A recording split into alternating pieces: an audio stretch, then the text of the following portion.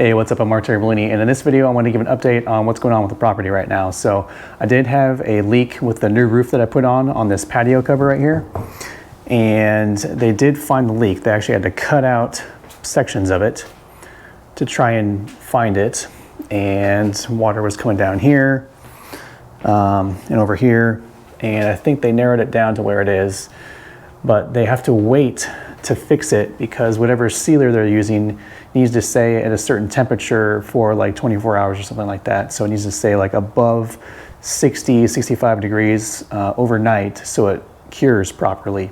So this isn't going to get fixed up until probably the spring sometime when temperatures are consistently warmer overnight. So that's gonna kind of a pain. I just kind of have to leave it like this for a while.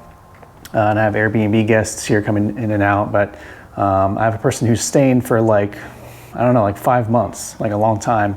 It's been really, really easy to handle the Airbnb, which is great. Not have to do turnover with the sheets and everything. Really easy to deal with, and he does not care at all about any work going on at the house and stuff. So that's been great.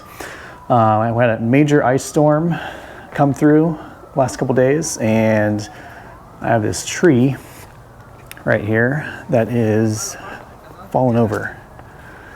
You can see it right there. There's some people over there looking at it now.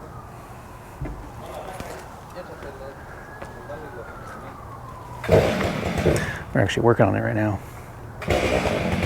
So they cut out this big tree here too. So I went ahead and moved in this other part of this house because they're actually getting work done out there. But what's great about the trees falling, you know, it's a pain, but what's great is those trees are now gone for the most part. And when I put the tiny house there, I'm not going to have issues with the trees down the line. So, you know, all the ones that were going to be kind of issues are now gone, and it's not going to cost me near as much money because the neighbors took care of a lot of that. I'm taking care of that one tree that was falling over there, but not too bad. But thankfully, that's not going to be an issue moving forward. Another thing that I've been doing is getting these rooms basically all textured. So I spray textured all the walls. So you don't know if you can see very well, but there's a slight orange peel texture. And so I sprayed all the texture everywhere throughout this master bedroom here, all the closet in here, and over here in this other bedroom, which is going to be an office. I also went ahead and sprayed primer. So I primed everything as well. You can see all the windows are masked.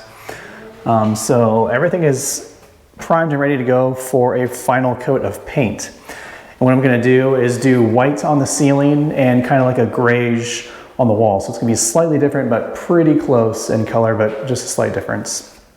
After that, it's going to be floor leveler. So I'm going to have to get a floor grinder and kind of make sure I kind of grind down all the high spots.